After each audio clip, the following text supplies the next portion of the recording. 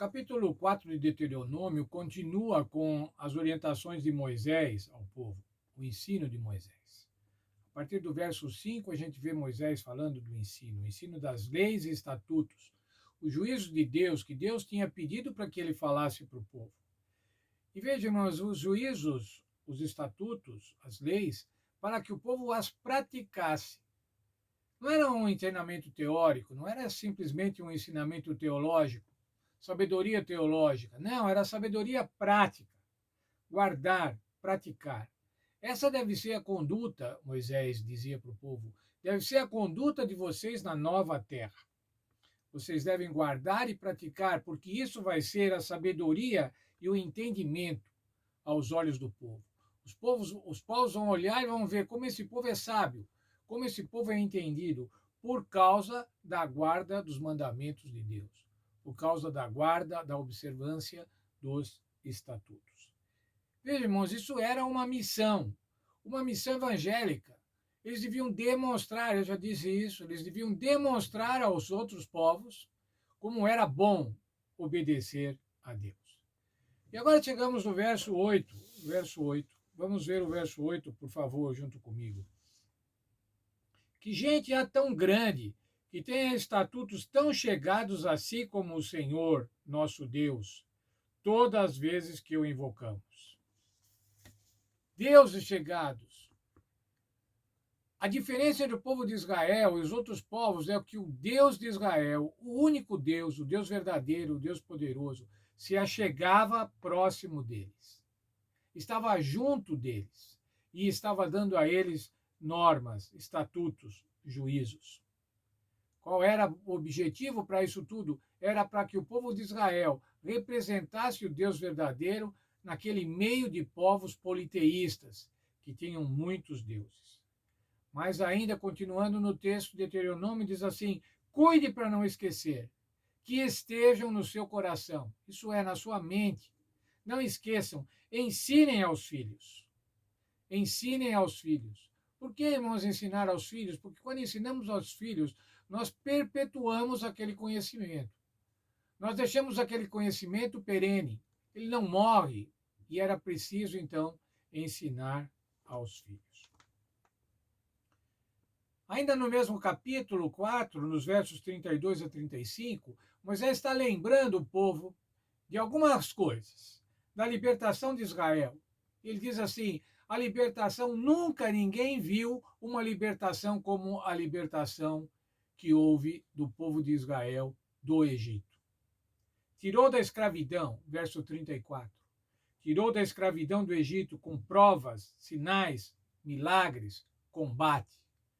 Provas, as pragas, os sinais também nas pragas, os milagres, a abertura do Mar Vermelho, o combate, o fechamento do Mar Vermelho sobre os exércitos de egípcios que perseguiam a Israel. Com mão forte, com domínio, o texto diz assim. O que é essa mão forte? Essa mão forte é o domínio e o braço estendido. Para que aconteceu tudo isso? Para que o Senhor fez essas demonstrações todas para esse povo? Verso 35, para que soubessem que o Senhor é Deus e que não há nenhum senão Ele. Deus deixou que vocês vissem tudo isso.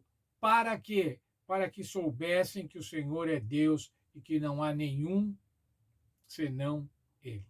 Isso era uma afirmação da fé, uma confirmação da fé. Fatos que fariam com que a fé se solidificasse, com que a fé se fixasse naquele povo. Isso era para que o povo tivesse certeza, tivesse convicção, tivesse provas cabais da soberania e do poder divinos. Essa era a nação tão grande.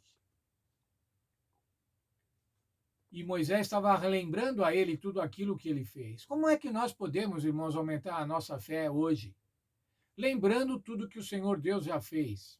E veja, o Senhor Deus fez muito mais nesses 3.500 anos após Moisés do que havia feito antes. E nós sabemos também o que ele havia feito antes. Como é que nós sabemos o que Deus tem feito?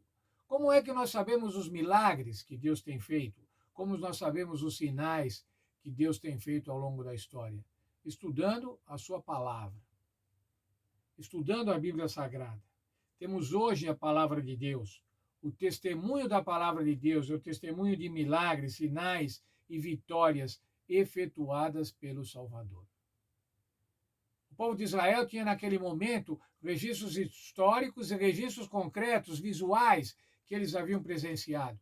Nós temos agora, irmãos, os registros da palavra de Deus. E nesses registros da palavra de Deus, nós vemos também o sacrifício do Senhor Jesus Cristo, que era uma coisa que estava tão distante ainda do povo hebreu à época de Moisés. O sacrifício do Senhor Jesus Cristo, fato histórico, registrado na Bíblia Sagrada para que a gente possa ter a certeza da nossa fé, a confirmação da nossa fé. E eu quero transpor o verso que acabamos de ler, 4:35, para que soubesse que o Senhor é Deus e que não há nenhum senão Ele. E eu diria isso para cada um de nós hoje, para que saibamos que o Senhor é Deus e que nenhum há senão Ele. Para que nós saibamos que o Senhor é Deus hoje, no século 21. Para que tenhamos convicção que o Senhor é Deus e que não há outro. Não terás outros deuses diante de mim, diz o mandamento. E nós devemos, então, aceitá-lo, aceitar pela fé e aceitar pelos registros históricos que a Bíblia Sagrada apresenta. Aceitar pela palavra de Deus, que tem sido preservada pelo Espírito Santo para que possa servir a nós de ensino.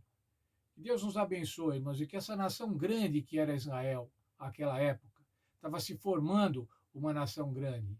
Que nós que hoje, pela fé, também somos filhos de Abraão, possamos participar desta nação grande, essa nação de crentes, cristãos, que aceitam ao Senhor Jesus Cristo como nosso intermediador, como nosso Salvador.